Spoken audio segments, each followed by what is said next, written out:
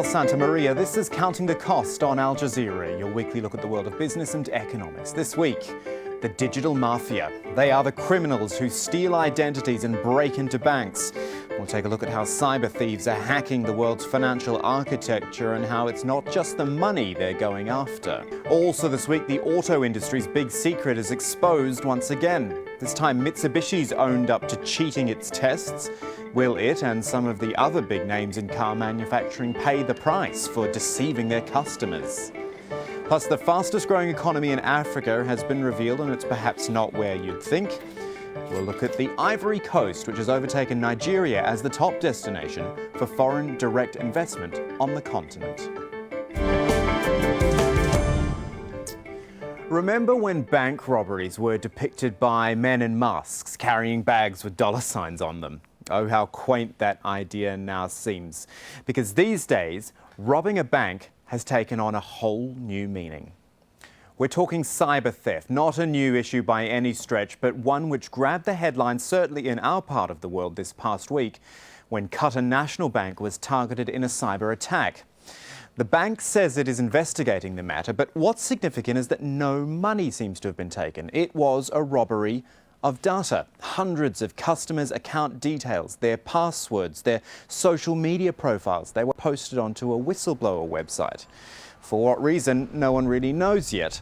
But what it proved once again is that data is almost more valuable than money itself these days. Just take these examples, all of them recent ones too. Back in February, cyber thieves swiped $81 million from the Bangladesh Central Bank. The hackers were never found, and it now represents the biggest bank heist in history. They used malicious software to transfer the money from the US Federal Reserve to the Philippines. The central bank in the Philippines itself said it thwarted an attack on its website this past week. And SWIFT, the network which banks use to transfer billions of dollars every day, recently issued its own warning about multiple cyber fraud incidents targeting its system.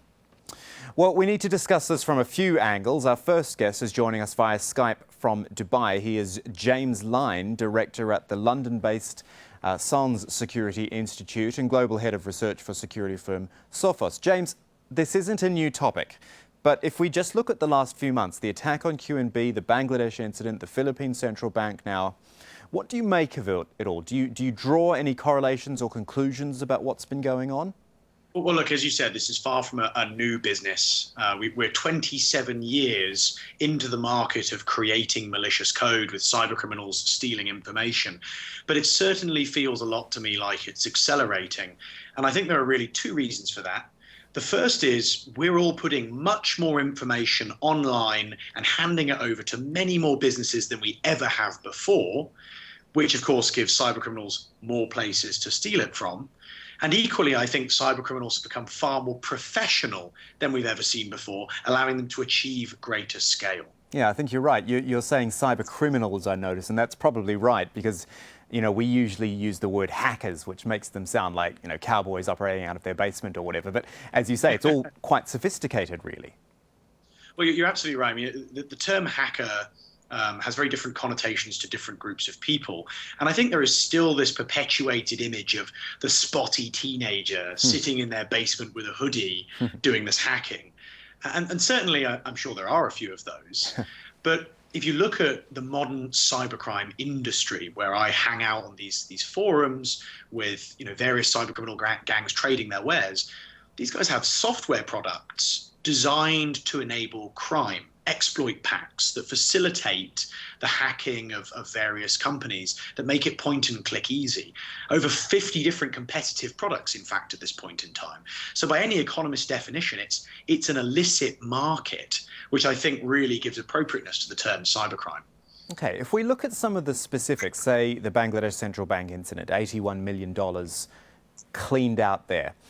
That was obviously a very specific attack which went after a huge amount of money. But I wonder on other occasions, like the QNB incident, if it's about showing what can be done. Look, we can hit you. You and your data are vulnerable. Yeah, I mean, the kind of landscape of actors has changed very interestingly over the last couple of years. If we go back, say, 4 or 5 years, really, the grand majority of hacking, the grand majority of malicious code, of all computer security incidents, was laser focused on making money. I mean, that was by and large the goal. Since then, we've seen, the rise of nation state hacking, of governments getting involved in this for intelligence purposes, or maybe not the rise of it, but maybe greater public awareness of it might be more appropriate. We've also seen a huge resurgence of hacktivism. And that's, again, not a new idea, but it's something that had really fallen to the wayside for about 10 years. And that's the idea of people hacking into systems to steal data, to publish it for causes, for political agendas. And that's been a driving force behind a lot of these larger data breaches of late, with large amounts of citizens' information being published in the face of specific regimes, of specific organizations. And I think that's a really interesting trend that behaves very differently to the 99% of cyber criminals out there who are really interested in your credit card details. Can I also ask you, James, about the geographical nature of what's been happening? Cyber attacks can happen or be launched from anywhere, obviously, but when you look at some of the recent ones, they're not established Western institutions and economies. The technical infrastructure is perhaps less sophisticated. Are they being hit because they are softer targets? I think if you actually look at the true distribution of breaches, they're happening everywhere. I mean, I troll a lot of the kind of market sites where cyber criminals sell stolen information, and it's incredibly common to see a large number of records, of course, from places like the United States. That being said, I think some of the places you're mentioning have been targeted by hacktivists. They've been focused on as a result of regimes, as opposed to pure economic interest, as with many credit card thefts in the United States. I also think that in some places there are more lax attitudes towards information security. There are some interesting cultural issues. For example, I found a lot of people in the Middle East don't expect to receive localized scams. They think a lot of the scams would be in English with kind of obvious, overt, dodgy looking links. Very much the scam that we would have seen 5 or 6 years ago. Whereas the modern cyber criminal or fraudster is far more targeted in their attempts to ensnare people. So that's an interesting kind of difference between expectation and reality that may make some regions more vulnerable than others. But it's truly a global issue given the interconnected and borderless nature of the internet. All right, that's James Line there, cybersecurity expert. Thank you, James. Pleasure. Thank you very much for having me. So let's continue our discussion now with our second guest this week. Joining us here in the studio, Nuruddin Olabi, who's a former professor of information security at Strayer University in Washington, D.C. and a cybersecurity consultant. Lovely to have you with us. Thank you. Let's look at this as we've been speaking off camera about the attackers and the defenders, right? The attackers will keep attacking, they will keep pushing, they will keep coming up with new ways to attack. And I fear that the defender will always be chasing their tail, actually, that they will be behind. Is that how it actually is? That's right, Kamal. I think that's very true, the fact that attackers are on the edge of technologies, right? Defenders, in this case being enterprises, are always going to be slower than attackers in the sense that they have to be dealing with legacy systems. They have to move like an elephant, if you will, because it's a whole enterprise to adapt to the ever fast-moving world of technologies. That's not good, though. If I'm just looking at it, a consumer now, it doesn't give you much confidence, or it gives you less confidence, I think, all these attacks than we used to have. That's technically speaking, it's right? But what are the options that consumers have? Today, if you look at the banking industry, and we've seen a couple of incidents in banks recently, people are choosing, the lesser of the two evils, because your other option is to keep your money at home and be robbed, or walk away with a lot of cash and be robbed that way, right? So you have to get a level of trust to the bank in the banking industry example. Same with all your data, with everything that we do. We live in a more interconnected world. Today we talk about concepts like the Internet of Things, where objects are all connected. Your mobile, your everything is just connected. So then have we also almost got to question the strength of the infrastructure. Right. Because you were talking to me earlier about the SWIFT situation, which is the back end, driving all the transactions to the front end, which is the banks and the online banking. Right. And that system's an old system. Is it not keeping pace with our Internet of Things? That's right. And not only is it an old system, but it's also designed with a security model that's old. That's not applicable in today's time and age, right? That security model was based on a completely isolated network, and that network would have terminals, and bankers send out the transfer requests and so on. Today, we're more interconnected. Those networks are not as isolated as they should be. These endpoints can be compromised by attackers, and they can, try to access those what we thought to be very private networks that are not really as private as they should be today. Nuruddin Alabi, it's been a pleasure talking to you. Thank you. Thank you very much. And still ahead on Counting the Cost, protecting Africa's remaining elephant populations, not to mention the landscapes they depend upon. That story's coming up a little later on.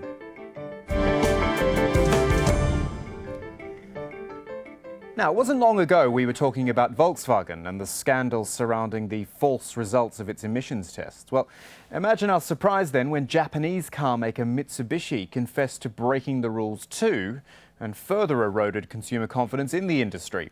Mitsubishi, Japan's 6th biggest car maker and the world's 16th biggest, admitted it's been cheating on its fuel economy tests for the past 25 years. And during that time, more than 600,000 affected cars have been sold in Japan. No surprise then, the scandal halved the company's share price in the past week. Well, this follows, as we said, the Volkswagen scandal. Europe's biggest car maker will have to pay billions of dollars after cheating its emissions tests, though arguably the big damage was reputational. And last year, GM, the biggest car maker in the US, was found to have faulty ignitions in some of its cars. It was a fault directly linked to 100 deaths, and the company knew about the fault for a decade before the recall. GM paid $900 million to end a criminal inquiry into its failure to recall those vehicles. Well, David Bailey's with us now via Skype to discuss this. He's a car industry expert, a professor of industrial strategy, in fact, at Aston Business School in Birmingham. David, this type of story simply makes you think, who can you trust? These are reputable brands who we trust with a major investment, and an investment which involves our safety as well. And they're just not looking as clean or as trustworthy as they once did. I think that's absolutely right, and that hits the nail on the head for me in the sense that I think there's a real issue about public confidence in the car industry. We've seen two companies, Volkswagen and Mitsubishi, both being found to be cheating in different ways, and a broader issue about whether the testing regime in different countries is actually adequate so that we know as consumers whether the car performs in the way that the manufacturer actually says it does. So what's your feeling then on why this is happening? You can always imagine a rogue employee or something who doesn't do what he or she should, but what we're seeing is a systematic, purposeful thing. And in Mitsubishi's case, they're saying it could have actually gone back as far as 1991. That's right, and the Mitsubishi issue is, I think, very serious for the company. It goes back a long way, and I think we can ask the same questions of Mitsubishi as were asked about Volkswagen. How far did the rot go? How many people knew about it? How high up in the company did it go? Was it the result of internal pressure to improve fuel efficiency and compete with other firms? And was it a kind of win at all costs mentality in the company? Certainly in the case of Volkswagen, it was all about growth, and they got the growth bug in a very big way. And because of that, they made some bad decisions, and one wonders whether there's a similar issue at Mitsubishi as well. Yeah, so on this Mitsubishi issue, what do you feel about reputation and consumer confidence? I know the share price fell about 17% when the news was announced, but as we know, the market can go up and down anyway. It could peg back some of those losses. What damage do you think has been done long-term to the brand? Well, I think the share price in total is down by something like 50% so far, so it's a huge hit for the company. And I think in many ways, this is more of an existential threat to Mitsubishi than it is to Volkswagen. Volkswagen, remember, has a turnover of 200 billion euros a year, is one of the biggest car companies in the world, and is ultimately backed by the German government. Mitsubishi, I think, is in a more precarious position.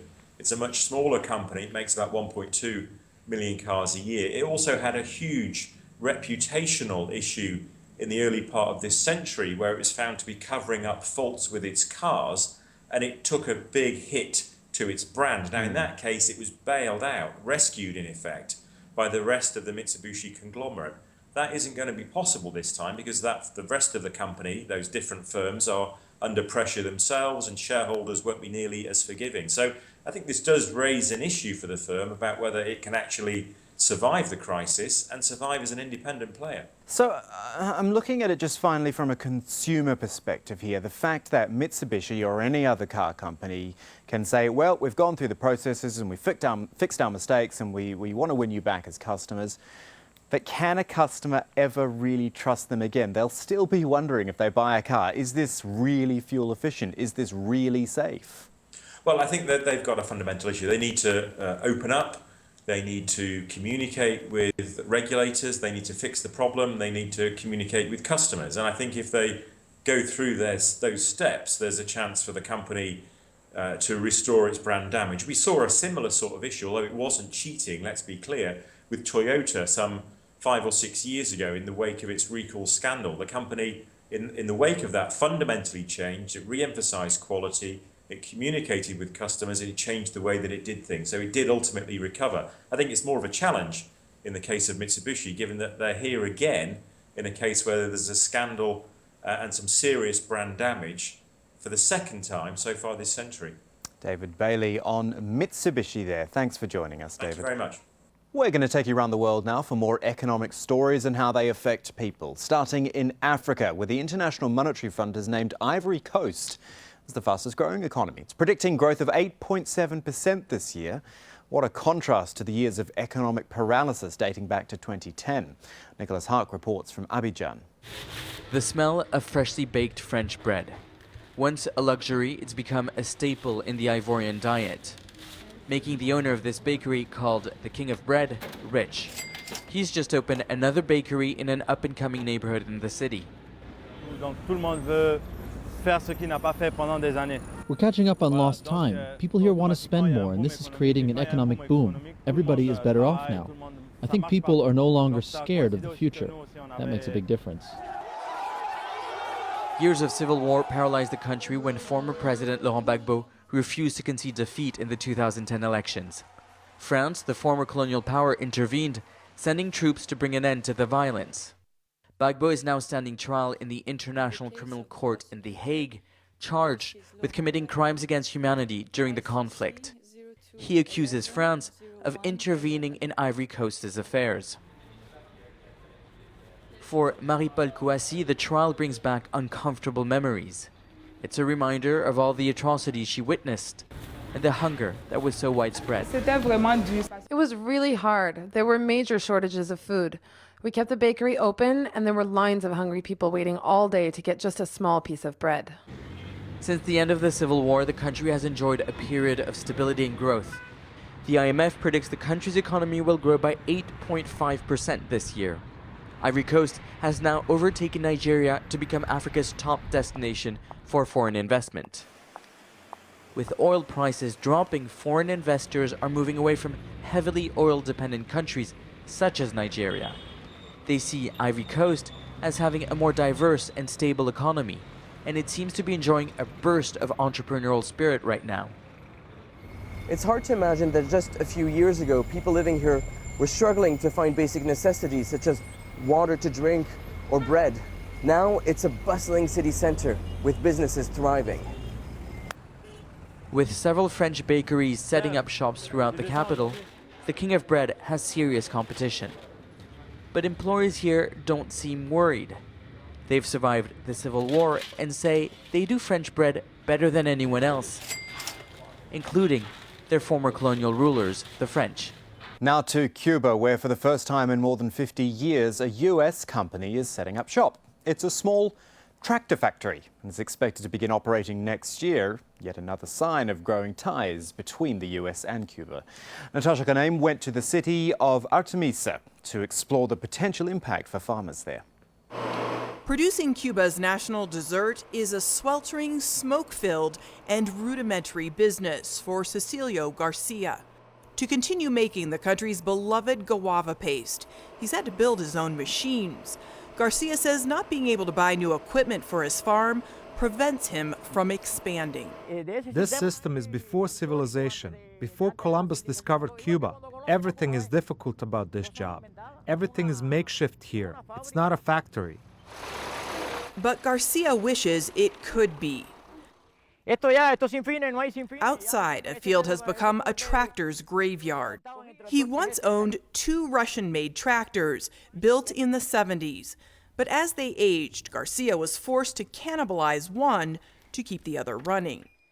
He'd love to buy a new tractor, but even if he has the money, he must get permission from the government. That's not easy to get. Next year, an American factory is slated to open here at the Mariel Port, west of Havana. The goal is to build relatively cheap tractors that private farmers like Garcia can afford and self-service. That